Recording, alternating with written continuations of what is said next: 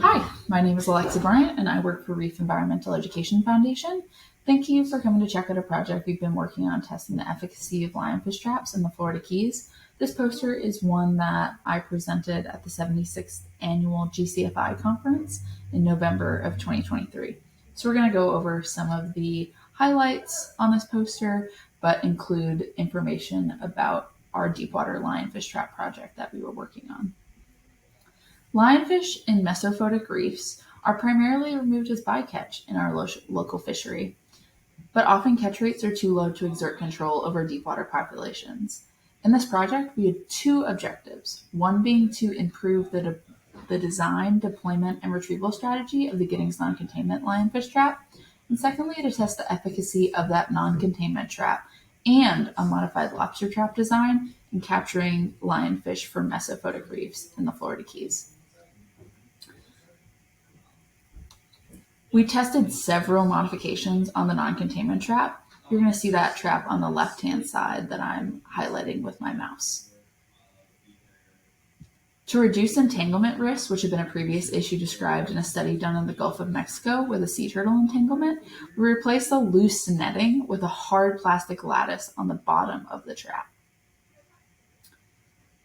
This created a ceiling to eliminate the trap from inverting on itself if something crawled underneath. Since the hard plastic lattice replaced the loose netting, we've had no entanglements of sea turtles or other endangered species, despite their presence during testing. You can see a green sea turtle swimming inside the non-containment trap on top of the hard plastic lattice down here in figure 6. We also have had Goliath grouper show up to the trap as well. Surface floats were another issue with the non-containment trap, with them closing during their deployment in high traffic areas due to the lines getting pulled on or cut from the surface. So we moved to having subsurface floats on the traps, but they pulled the trap upwards too much and did not allow it to open properly. We pivoted to deploying the trap with the float on the surface and then divers tying the float down at approximately 10 meters, which led to a higher percentage of non-containment traps opening successfully.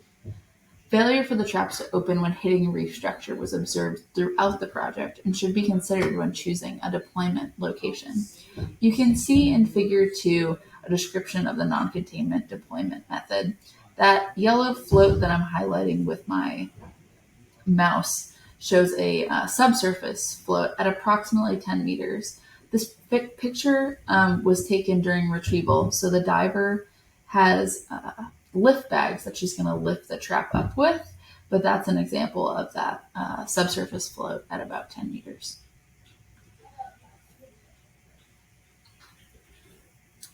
Increased and balanced weight on the axle and frame arms is important to the successful opening of the non-containment trap, particularly in high current and on unlevel bottom. That weight to the trap was added on the axle and then up here on the frame arms of the trap on both sides. I'm going to highlight those areas with my mouse. You can see right here the exact amount of weight that was added. We added that weight using extra number 6 rebar pieces. The weight was approximate with the rebar being cut by hand. So the pieces of rebar were not exactly the same, but almost on each trap. We also tested the non-containment trap in a trawl deployment with a standard spiny lobster trap, but all traps failed to open, unfortunately. Further changes were required to allow for a trawl deployment. Escapement was an issue described in previous studies with the non-containment trap, so modifications to reduce escape gaps, including an improved hinge design, smaller ring size, and closer stitching on the netting, were put in place. That smaller ring size is highlighted right here. You can see it. I'm going to highlight it with my mouse. The improved hinge design down here actually allowed the trap to close tighter when it was fully closed. So both of these clamshell sides would be closed in the center. Up here, they would just slide through this ring and the trap would close tighter because of their new hinge design. And then actually around the edges, there's that loose netting. It's a very small amount of loose netting, but that loose netting, the stitching was about every inch around the trap, which allowed for zero escapement. The non-containment trap did close tightly and quickly with all the new modifications made, but the escapement rate was not tested due to the lack of lionfish recruitment. The non-containment trap's deployment success rate may be the limiting factor in its effective use in the lionfish fishery based off our gear and development testing. The modified lobster trap was designed through previous research done at the Florida Fish and Wildlife Conservation Commission, Fish and Wildlife Research Institute. The design included a narrowed plastic throat. You can see that up here at the top of the trap. If you look down into it, that's where that narrowed plastic throat is. This prevented legal-sized lobsters or larger fish to fit into the trap. And then there are two vertical escape gaps on the bridle side of the trap.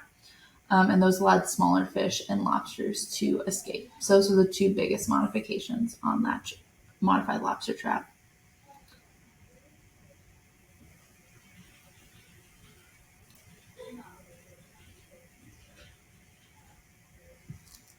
We did a paired design deployment of the non-containment trap and the modified lobster trap at 43 different natural and artificial reef locations targeted across the upper Florida Keys.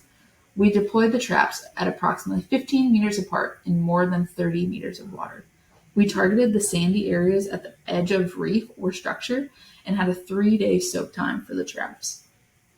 After the deployments, divers tied off the subsurface float at approximately 10 meters, recorded the opening success of the non-containment trap, opened the trap if it was not open, and then performed a roving diver lionfish survey, which recorded the habitat type, trap depth, and max relief.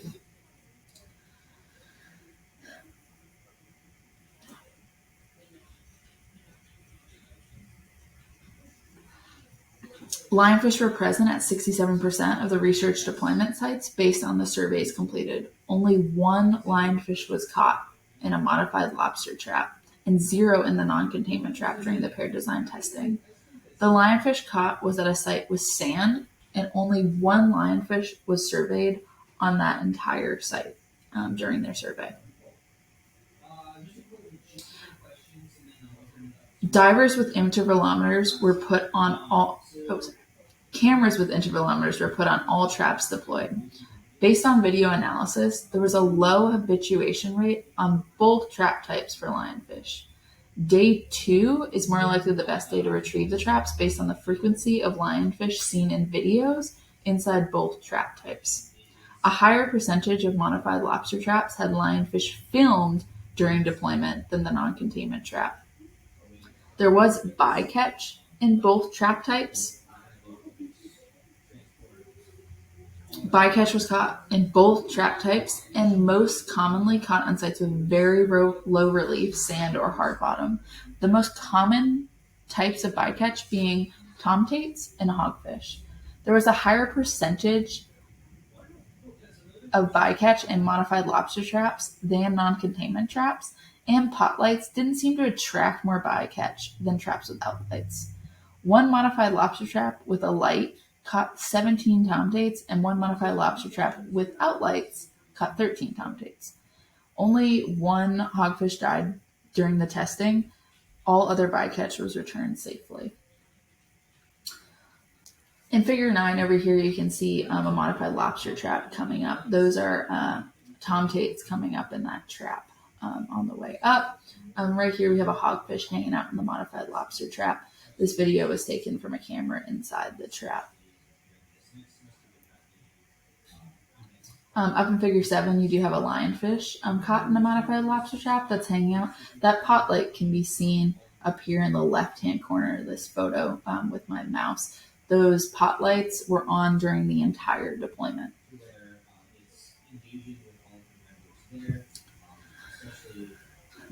According to the testing done, the traps tested, non-containment and modified lobster trap may not recruit or remove a high percentage of lionfish from natural reefs. Even the deep, low relief reefs of the Florida Keys may provide too much refuge to recruit lionfish to the traps.